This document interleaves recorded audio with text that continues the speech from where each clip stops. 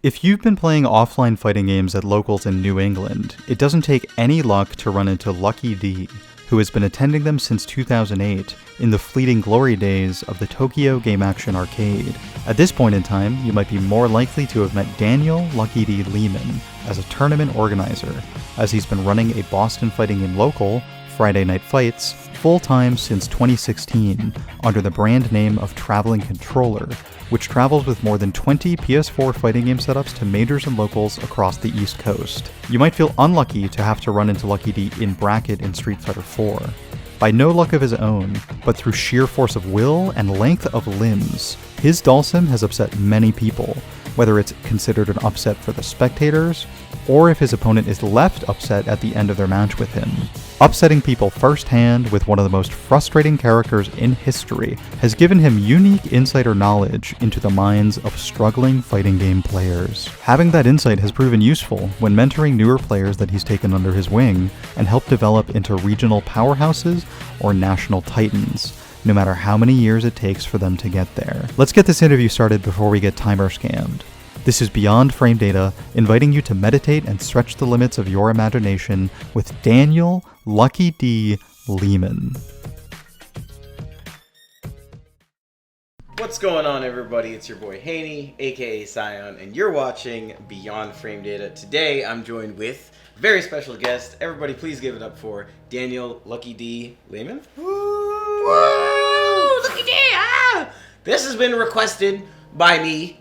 And no, I'm just kidding. It was requested highly by tons of people in the New England area. And today we're going to be picking the brain of this man, player, commentator, coordinator, TO, business owner.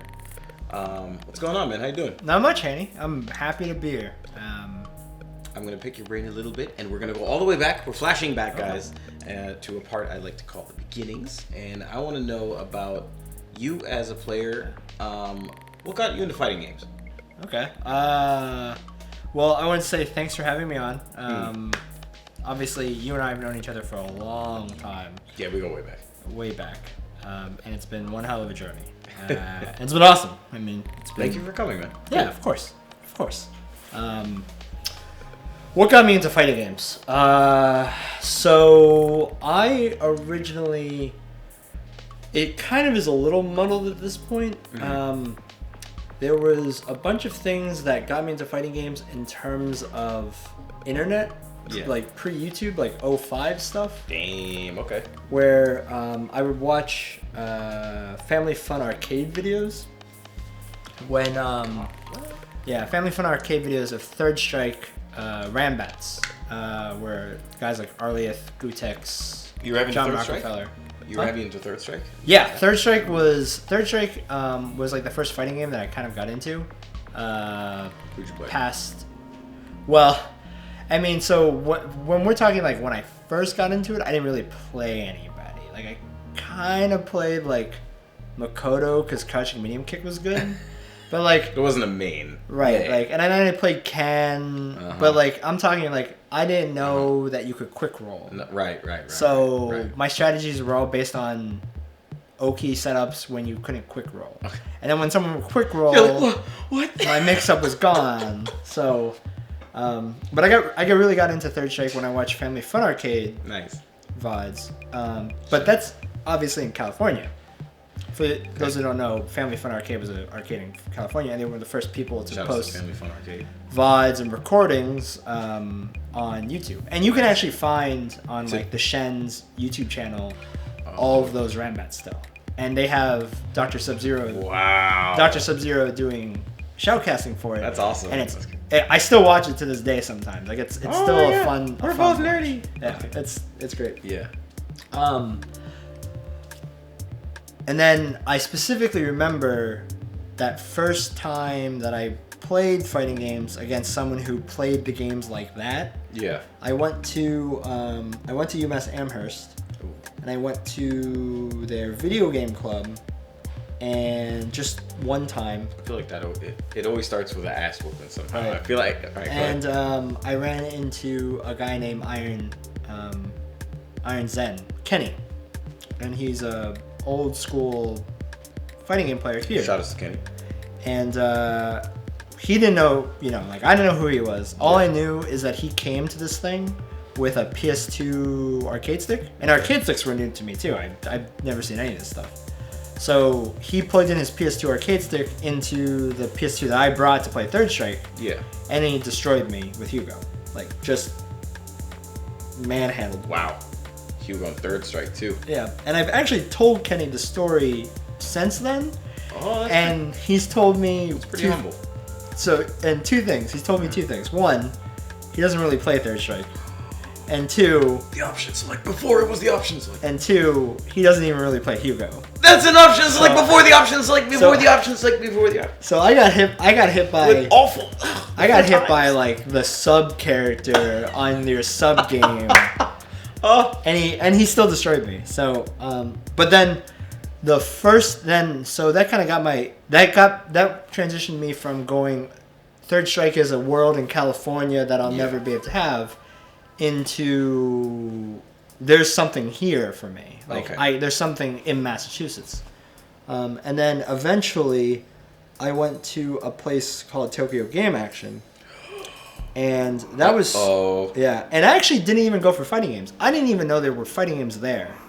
I went because a really good friend of mine, Luke, Mike, and I went there because Mike was getting into Initial D. Oh, okay. And they had. So you guys didn't even go for fighting games. I didn't even know crazy. they had fighting games there. And then we walk into Tokyo Game Action. I'm like, this place is insane. Tokyo Game Action was a Japanese-inspired arcade. It's almost and a bunch like of round one that is out today. So right, it's a mom and pop round one. Yeah. And you walk in and there's like it's an arcade for a bowling alley, but the arcade's huge and literally the bowling alley is the excuse to have the arcade. And then you end up. So I walk in, I see the Initial D. I'm like, that's cool. Like I'm not here for like I don't really play this, but I'll definitely watch. And then I'm walking around. And I go into the back room. Okay. And then into the back room is like this haven of fighting game cabinets, including 2 Third Strike head-to-heads. And I'm like, what am I? Where am I? Head-to-head. What is this? And I still remember like the first time I saw that, I was like, I don't know what I'm seeing right now. This is nuts. This is like actually insane to me. All the buttons work and everything. Yeah, because Tokyo Game Action and Andy and all the guys, Gavin, and all the guys who... They kept it up. I went there, after I found that out, I went there every week for a year and a half. Yeah. Every Saturday. Just to play. And that arcade was kept so well, and everything worked every time, and Andy was always there, and he always was like that's like my one complaint about round one. I feel like that's my one, like you'll always get that one the cabinets. Like my standing heavy kick don't work. Well, yeah, because Andy really gave a shit about it. That's so awesome. like he'd be there, and so like if there was a problem, he'd like, yeah, I'm on it. Yeah, and he fixed it, like he just opened it up and fixed it right there. Yeah. But that rarely happened because everything worked. But yeah, nice. And that was like 07, 08, somewhere in there. Okay. And that's when I really. You're like, this is the genre for me right here. You're like, I really like fighting games. Third Strike was kind of your... Yeah. So it wasn't even Street Fighter 2, really. It was Third Strike. No, yeah. Third Strike was the first fighting game that I really got into. Okay. Like, wow. Before any... Okay. Like, and I'm not counting, like... Did you know of the other stuff? Did you know about Marvel? Did you know about... No. This was all, like... I never went to Good Time. So I moved around a lot when I was a kid. Okay. So I lived in, like... 4 or 5 states. Wow, like, I didn't know about that. So yeah, so I never really like had like a home base. Right. I see. And so I never really got into anything like super hardcore like that. And so I mean, I played fighting games, but as casually as much as I would like Halo, right? You know, like I played. Moving forward from there. So Third Strike was your first fighting game, essentially. Mm-hmm. Who was your main in that once you started to like really care? It was Ken. I played Ken. Really? Yeah. Ken was and it's still my Third Strike. Like, I'm gonna say something. I peeped something. Yeah. I peeped something and I gotta bring it up because if I don't say anything, I don't like this interview. Okay. I saw a Urian. Am I wrong? Did a little bit or no? No, definitely not. No Urian? Definitely not. No. Yes. Okay. No, you might have seen me playing against a Urian. Maybe. That's what and you. then I probably got confused. Yeah, that's probably because Probably wrong. one of my training partners when I first started playing Third Strike was a guy named Furious Roy. Oh. And Furious Roy is a Urian player, and he still plays. Probably. And him and I What? still. Yeah, he still plays. And why I bring that up was because Furious Roy and I kind of met each other at TGA and started getting in Third Strike at the same time. Yeah. And so him and I became training partners. Like we would play against each other all the time with the mutual understanding of we're trying to get better and catch up to everybody. Because he started around the same time, and if you started Third Strike competitively in like 07, 08, you were behind. Yeah, no, Like, you're late. yeah. Well, because the year after that is kind of, which transitions perfectly actually. A year after that, you're saying 07, 08. Year after that, 09 comes out. Street Fighter and 4. Street Fighter 4 comes out, which is kind of the meat and potatoes right here, because this is, I don't want to say claim to fame or anything, because I think that's kind of lame, but this is kind of, you know, if anyone that knows anything about LuckyD is an avid Dawson player, one of the premier players in Massachusetts, and he kind of, I want to go ahead and say he just held up Massachusetts on his back in Street Fighter 4. Absolutely solid player. I Street Fighter appreciate 4 that was, a lot. Yeah. No, yeah. Street Fighter 4 was the meat and potatoes, right? Yeah, and Talk to me a little bit about that. so, and just to kind of go through like the quick timeline, Massachusetts fighting game scene is insane. And it was insane. Like, Tokyo Game Action had day one 4 linked head-to-head cabinets for Street Fighter 4. So I don't mean US day one. I mean Japanese day one. And back in Street Fighter 4 release, Street Fighter 4 got released a year early in Japan. Yeah. Because that's how that's how it used to work. Yeah. So Bastards. Capcom would come out. Capcom would come out with their cabinets. Yeah. A year in arcade first, and that'd be kind of like both it worked out mutually. Yeah. It was your arcade testing. You got to try out the game. Also, you got a year to test it before it came out to console. They were still trying to figure out how this whole method worked and how they release fighting games. Right. So it's new to everybody. Right. But the point is that Tokyo Game Action had day one real, and by real I mean like board from Capcom cabinets. Okay. Yeah, it was whatever. How? Yeah, That's crazy. It was. Okay, so they got the hookup somewhere. Okay, Yeah. awesome. Well, Andy and TGA and those guys, like it was. They care. Yeah, they cared. They really did, and it was awesome. And so like, and I didn't play Sim at first. I actually played.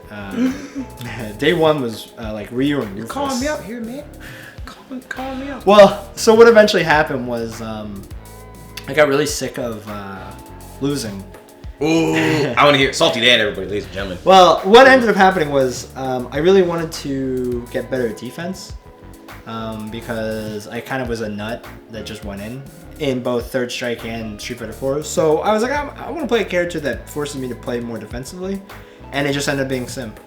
And then I absolutely fell in love with the playstyle. New England doesn't have any kind of nut players. Shoutouts to Max Out. Shoutouts to me.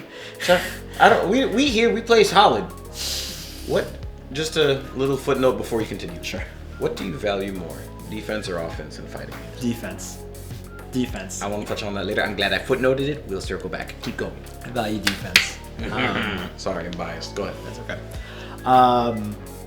No, and so I ended up playing Sim because I wanted to play a much more defensive character and forced me to play defense.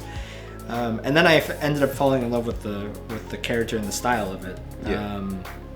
And you know, then the Street Fighter 4 era happened, and it was a crazy, awesome roller coaster up and down era of fighting games. It really blew up, and you picked also, and he kind of linked with you, I suppose.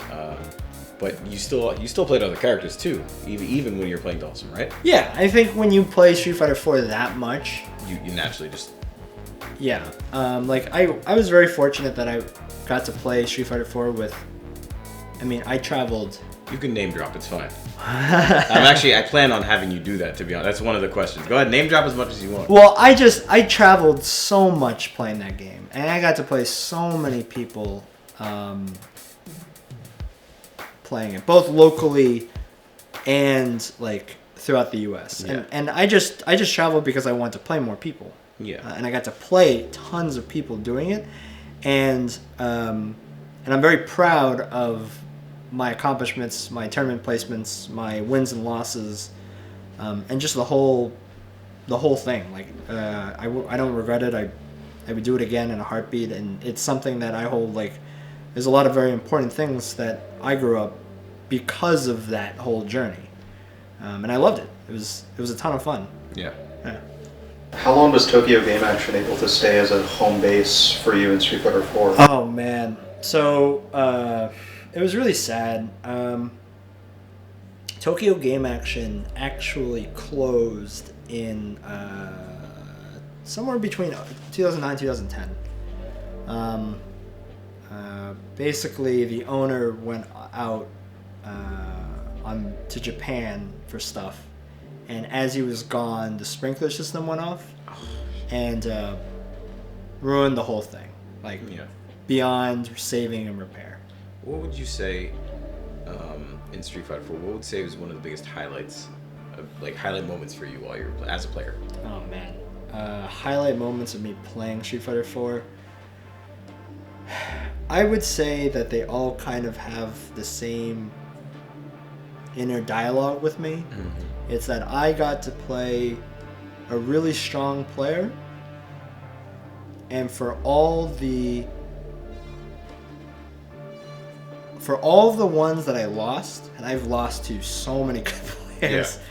Like, I have lost to so many good players, it's insane. But give me one good one. So I would probably say the loss that I had. I've lost to Haitani twice. And the first time I played Haitani, it was Super Street Fighter, AE Makoto. Oh my god. Yeah, it was the year he got top 8. Oh my god. And if it made me feel like I didn't know how to play the matchup, or the matchup was actually impossible. It was Makoto hard? Sim. It was hard. It was bad. And I played Makoto here. Kevin Tech played Makoto, so I was very familiar with the matchup. But he destroyed me. It was bad. It was really bad. But I'm talking about a positive one. I was like, give me a success. Give me like a highlight. Give me like a good moment. Give me like. So when did you beat something or beat someone, or like when did you get a success that you're like, I'm good now. I like where I'm at. So I'd say there's probably a bunch of those moments. Any win that I always played with a chip on my shoulder, and made it so when I played you, and I still do this today, but when I play you, I either have respect for you as a player, or I think you're better than me.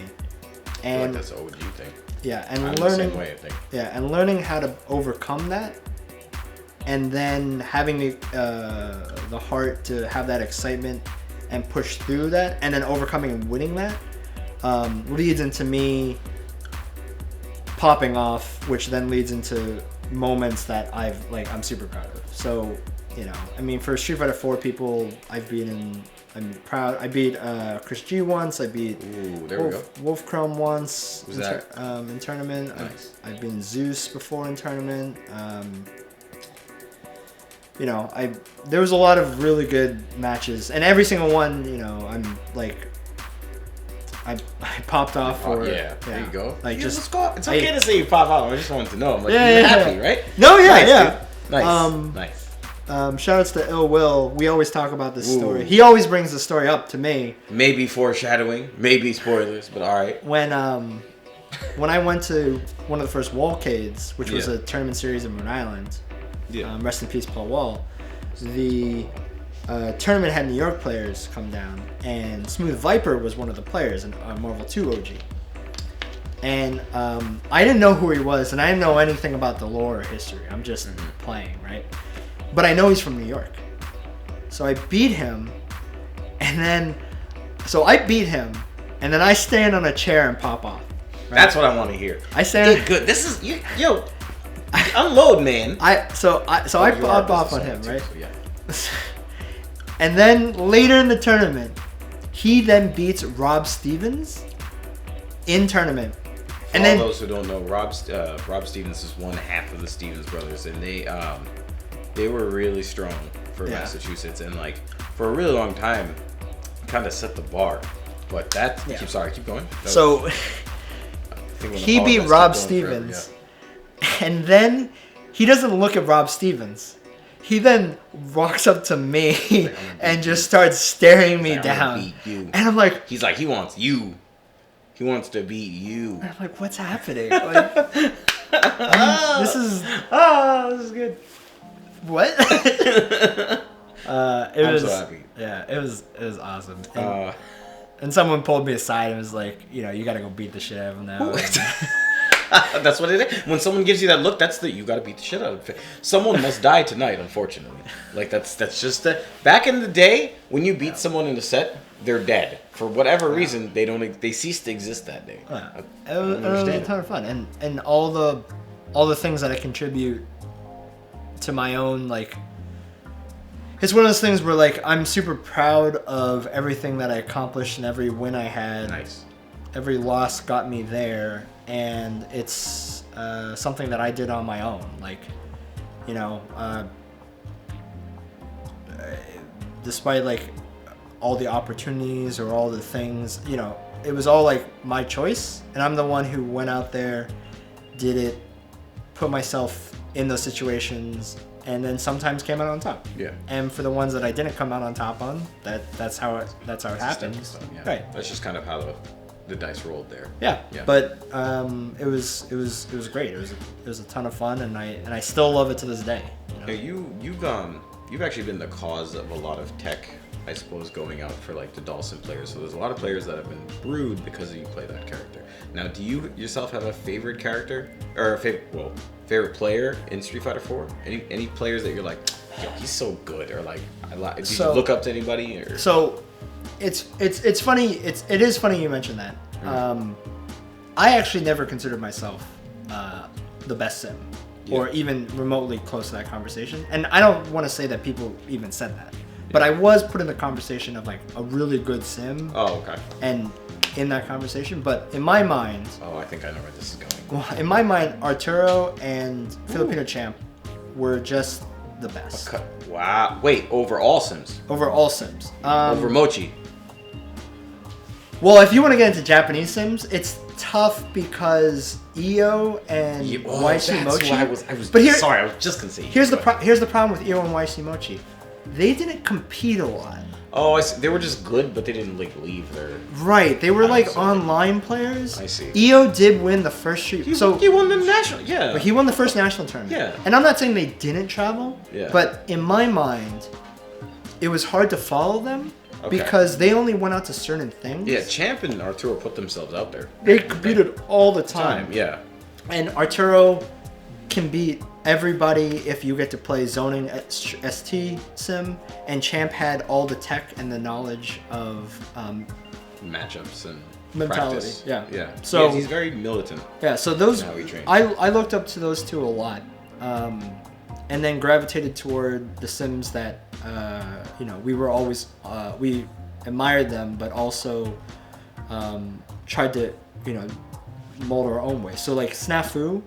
Yeah. I think Snafu was from Montreal, and not enough. If you ever try, like, for the few people who remember like top sims, Snafu was super underrated.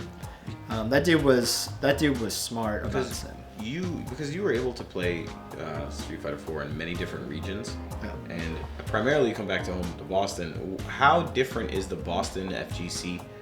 In terms style wise than, for example, New York versus Japan, even versus the West Coast, what is it that makes it different, I suppose, or is there a difference? Well, one is that our scene is smaller. Okay. Our scene is smaller than New York and like your SoCals and stuff like that. But I only compare it to those because if you compare our scene even today, but even back then, our scene is still really big in comparison to everyone else and really strong. It's just not as big. If you compare any scene to New York, they're gonna seem small, right? But our scene compared to a lot of other scenes is very strong and very large, and we do a lot of things that are great here. And one of the things that we do so great here is that we have this driving force, which is everybody still pushing each other, and that we're not a scene that you can sleep on, and we're not a scene that you can't undeniably debate that is strong, and Really? and current and hungry. Okay. And that was the case back in 4 in my mind, and that's still the case today. Like even in 4, like Transitioning to Street Fighter V, do you feel Sure. like that's still there, that hunger? I think Street Fighter V landscape has changed, Okay. but the hunger to still compete is still there. I mean, I think the landscape for all scenes are different now, but you know, here's the thing about Massachusetts scene: no matter what, we're always going to be like alongside New York, and we're always going to have Boston, New York. Right.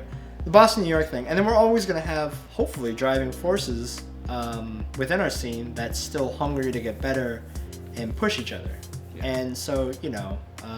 What kind of opponents locally do you like to play? Like, what matches have you found fun locally with yourself? Like, when you played, you're like, oh man, I love going up against X person. I love playing anyone in fighting games as long as you're try-harding with me. Okay. Like... As long as you're taking it seriously, and I'm taking it seriously, you can find fun in it. yeah, Okay. like that's what's super important to me, and that's the thing that I try to instill and preach on anyone and everything that I do. Like, Do you have a favorite Street Fighter V player? that I like playing against? Yeah. Or just in general, just you have a favorite Street Fighter V player? Anybody that you're like, oh, Pong, could be local, could be someone no one knows, this could be anybody. I always have really, really good matches against Ricky Icebeam. Wow, I Ricky- didn't see that coming. Ricky Icebeam and I always go. That was Last hit, last round. Really? Every game we play. It's actually insane. And I both think that we have a lot to work on in terms of Street Fighter V. Like, I don't think I'm very strong in Street Fighter V. But when we play, it's going like best. it's going like hit for hit. It's like the moments. Yeah, and like it goes into like crazy decision making, and I enjoy that part of the game a lot. Yeah. Transitioning from being a player, like you've gone through your Street Fighter 4 past, you've gone through your Street Fighter 5. Traveling Controller, man. What? I want to get into that. Like LuckyD, the CEO, you know, Kaiba Corp, like you run the business, the Traveling Controller, the you know, the big name. Talk to me about Traveling Controller and why you started it and who came up with the name? You come up with the name? Yeah, I came up with the name. Me and some really close friends, CP, Asian Tom, like some of my best friends are from the FGC, and I still hang out to them like weekly, daily to this day. I just was throwing ideas at them in terms of like I'm gonna try this, you know, I'm gonna try to go all in on it. And Traveling scary to do that though, right? Like to be like, you know what, I'm gonna take the risk.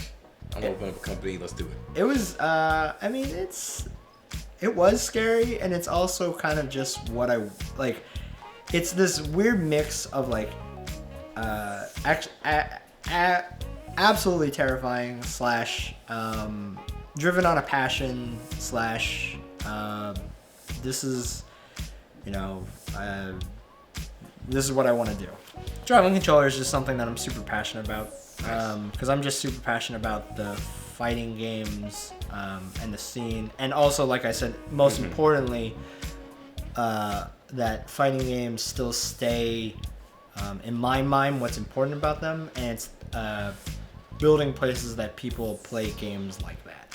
There was a question that I was asked specifically about this exact thing. Sure. Here in terms of grassroots and esports, and I really wanted to answer it on the stream, and it was.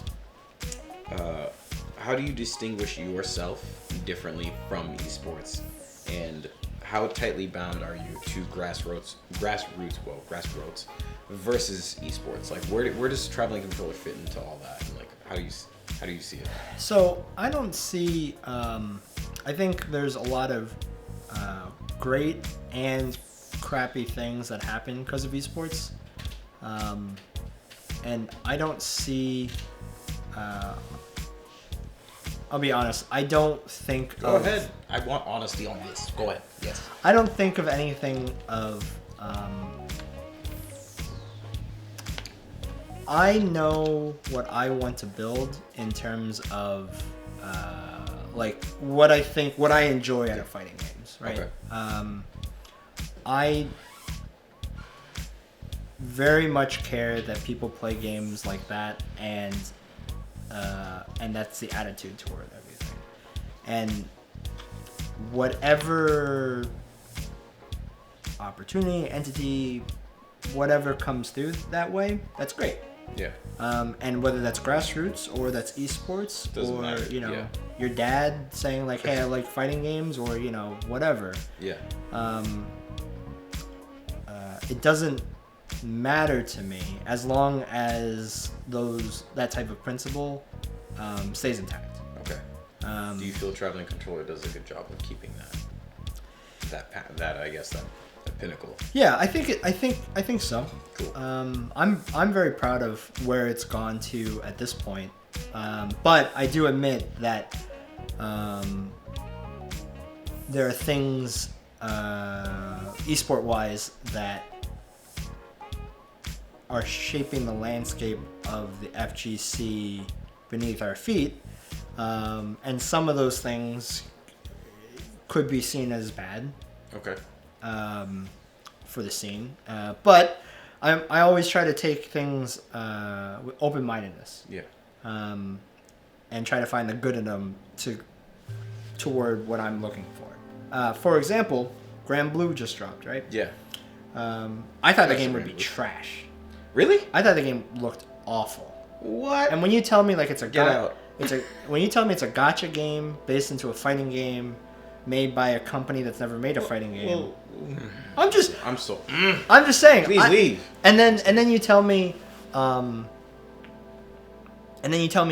cooldowns are in the game for Yeah, special so moves. it's starting to. Right. It's different from us, from what Right. we're used to. But then when I actually play it, and I never like publicly said I thought Grand Blue was gonna. No. This is just my Until personal now. opinion, right? Yeah, this is just my opinion. But It's out now. and that's the end of the video. That's it. It is out now. No, I'm kidding. No, but what I'm saying is I was very happily surprised that some of the things in Grand Blue, I got to sit down and play it, and then I found out cooldowns don't really matter in the game. Yeah. Because if you do a move if you use a shortcut move, Yeah. the cooldown Timer. exists. Yeah. But if you do a move like an SRK motion correctly, in its original style, you don't have a cooldown. Yeah. Or like You have to clean up your right. Your SRK so, then. So that's kind of the example that's recent that I was like, oh, I was wrong about Grand Blue. I actually think it's a very fun and clean game to play. Yeah.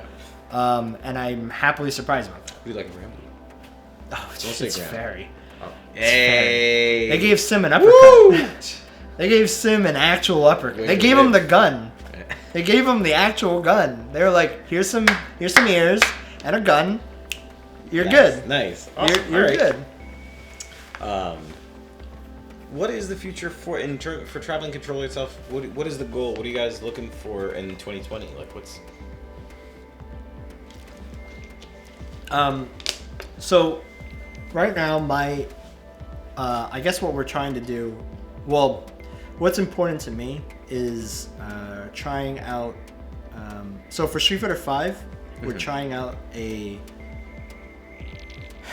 it's a system for the players that compete in the tournaments and the weeklies that I think is important to push people to get better. We're in year five of Street Fighter 5, so we're very far into the game. Season 5, basically. Yeah, and we're probably in its last season, maybe. You think so? You think Street Fighter 6 is coming out? 1 or 2 more seasons. It's not too much more. Okay. Good thing though. This is a pretty good version of Street Fighter 5. There's a lot of characters, right? Like we're done. We're done. Yeah. We have to be done. There's Probably. 40 characters. Yeah. So it's like But what's important to me is that that we keep pushing forward and getting better at the game and not staying stagnant. So we're trying out this new system to make it so there is a top 10 list, but that top 10 list is affected every weekly, and any weekly anybody can take a spot from that top 10 list. Nice. I think you need to do the Pokemon badges thing, man. Like those badges have to be passed down to the top 10 player.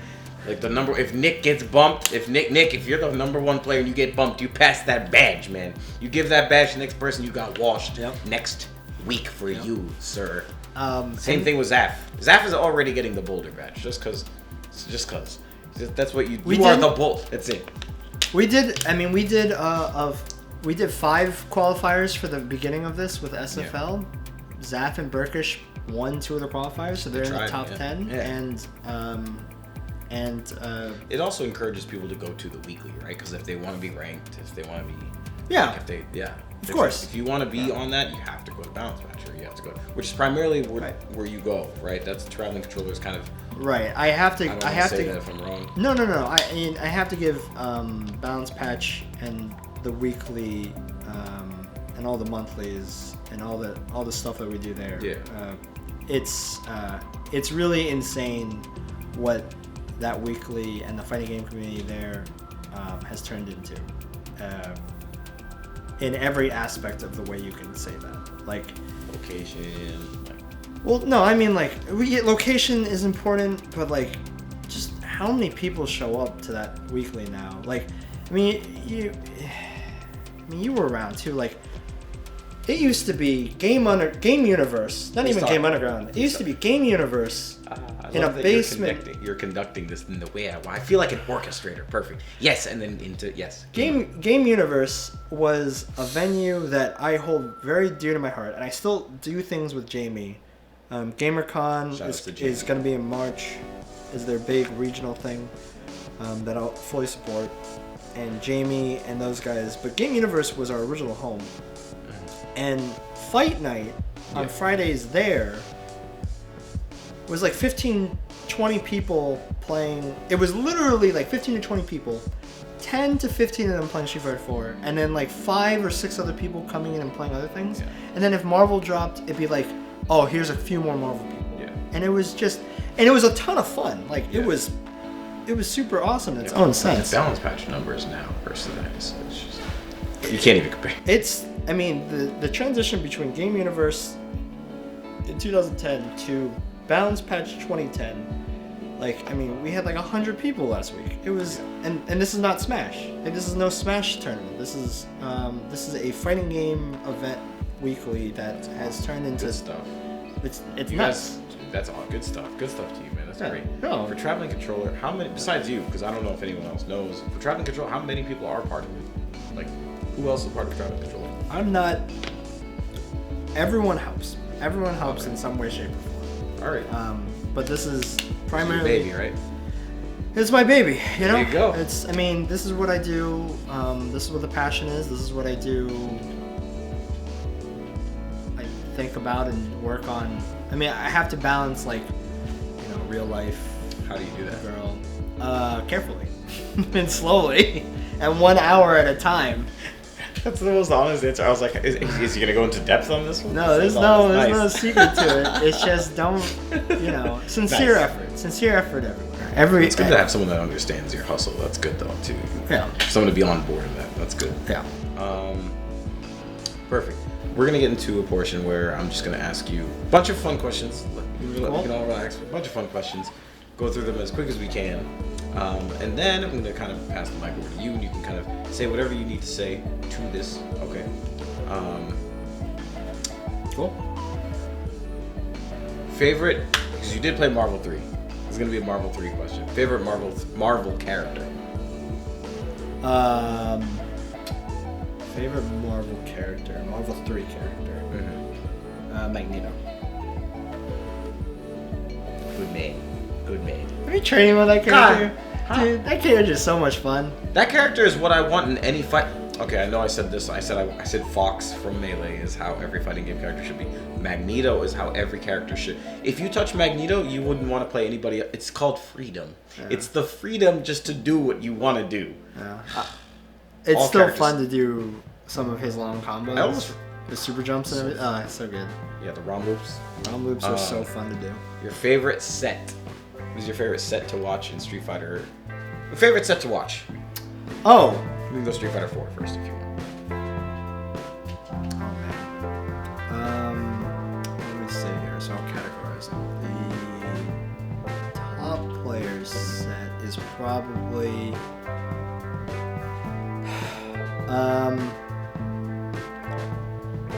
Gamer B versus Momochi, Evo 2012. It was the 8-on. Oh, the stick. The stick.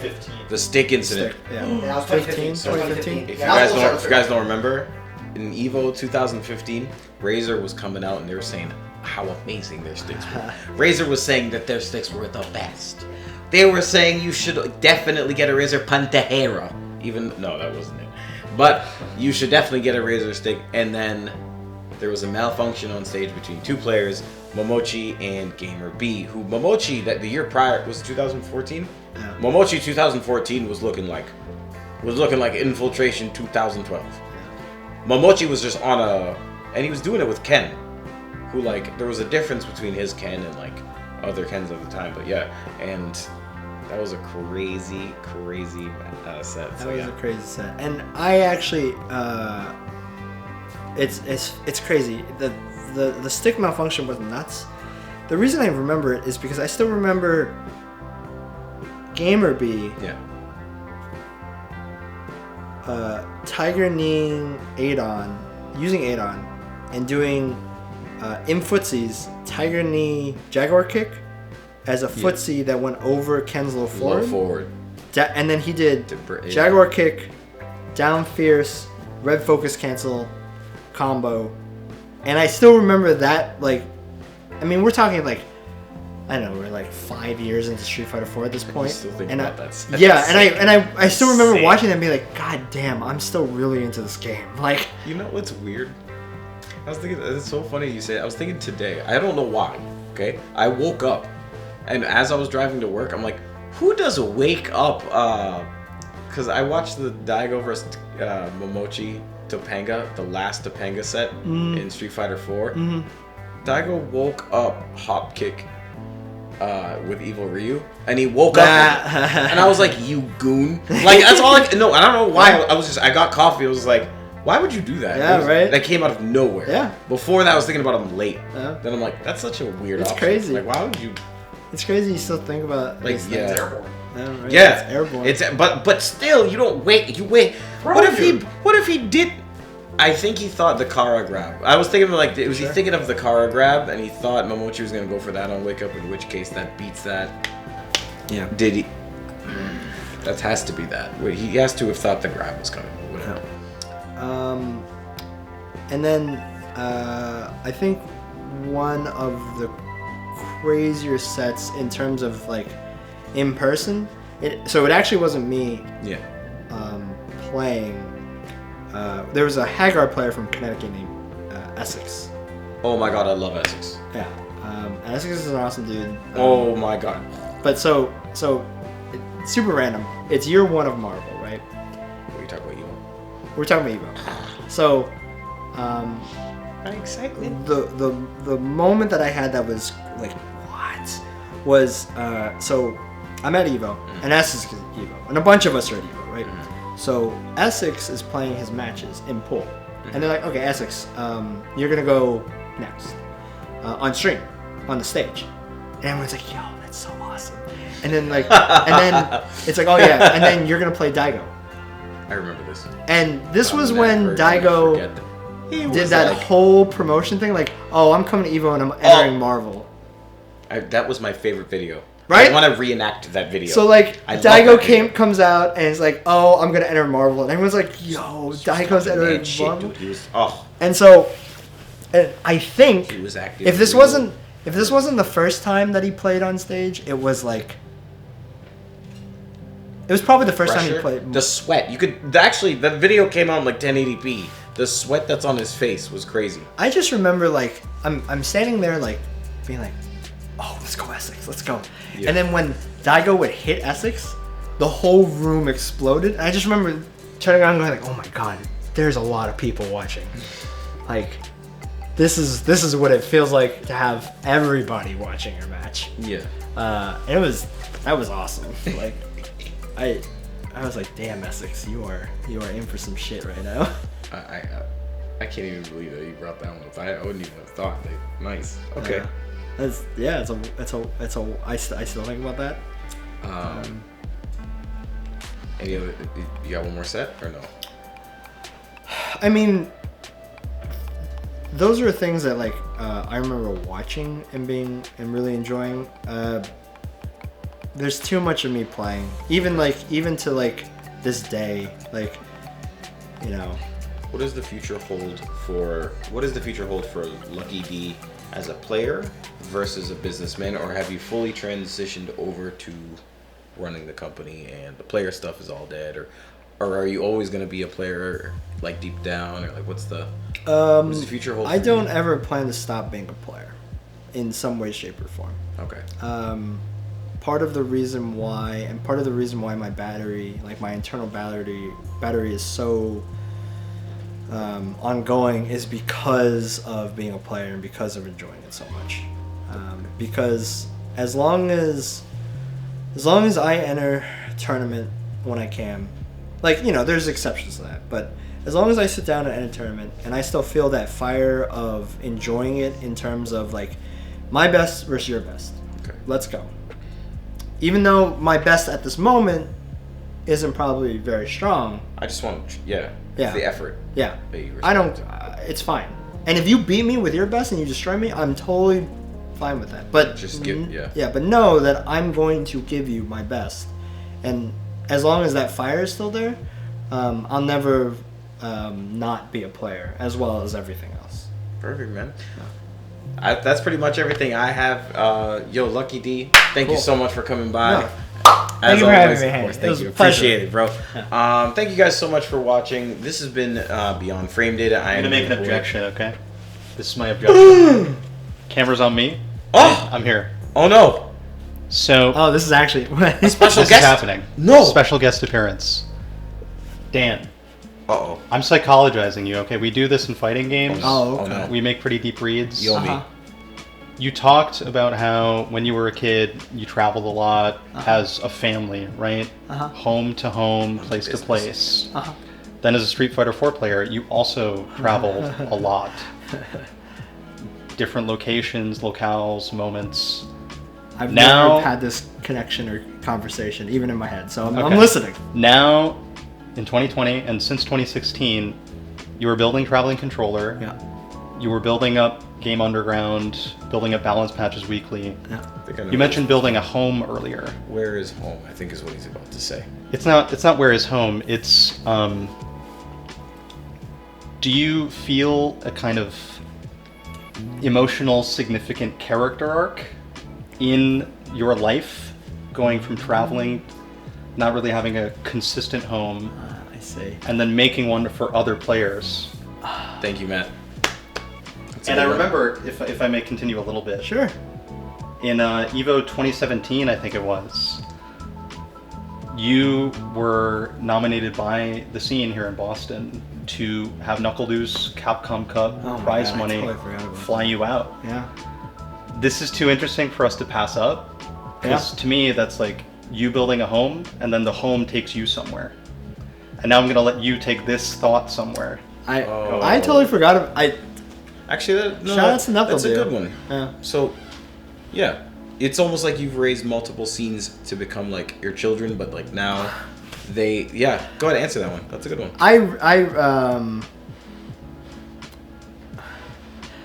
I try not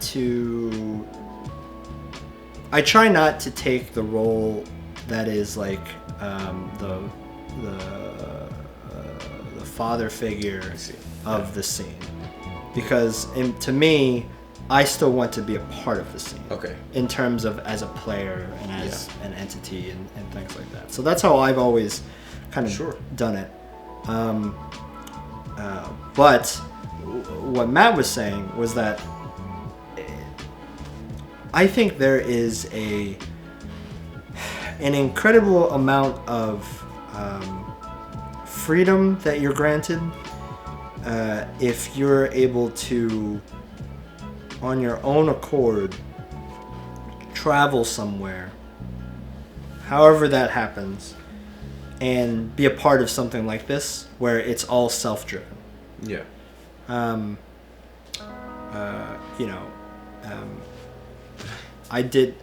Like I said, when I found out about TGA, I went there every Saturday for almost 2 years. Yeah. TGA closed. I started to build the game underground just because there was there was nothing else. Like that's, I didn't take TGA from them, and Nestor and all those guys like kind of gave me the torch to do it, but they also like that wasn't like part of it. That's not the reason I was doing it. It was doing it because it needed to be done and it needed to be built, so we had a place to play. Okay. And that's how I see it to this day. So when people travel to Game Underground, Balance Patch, whatever comes into the future, like it's as long as people are playing like for the right reasons and for the reasons that are important to me, it'll keep going. And from what he was saying, for my own like personal mission on it, it's like as long as you're playing for the right reasons and as long as you're enjoying it, then when you come and travel to it, you're going to be welcomed, you're going to be rewarded for making that journey. I see. And there's something liberating and freedom, especially for newer players and for everybody, just being able to say like, hey, no matter how like shit is going down in the IRL, like, I still have a roof over my head and I can still go somewhere and play fighting games, and that's like, it can't be that bad, right? Like, no, not at all. It can't, like, things could be worse. I like that answer. I like it. All right, we're gonna do this one more time. Bring it all the way back. Thank you so much for coming, everybody. Lucky D. Yeah. Thanks for coming here, man. Thank you for having me. It was a pleasure. You guys are watching Beyond Frame Data officially. Thank you guys and have a nice day. My footnote. I wanted to go back to my footnote. The footnote. What was the Why defense over offense? Defense is discipline. It takes discipline. Here's some fun facts. Daniel actually coached me in this matchup at Combo Breaker. Nice. He actually told me, him and Flaco told me everything I should be doing. Everything I was doing wrong. So, I feel like, I don't want to say Daniel definitely knows this matchup better than me. Basically, okay, so this matchup is bad for Dawson, but there's things you can do in the matchup. When a situation's like this, where life is that grim, all Cammy wants you to do is, he wants you to commit to an uplane. He wants you to commit to an uplane, and then Cammy whisks the jump in. Exactly.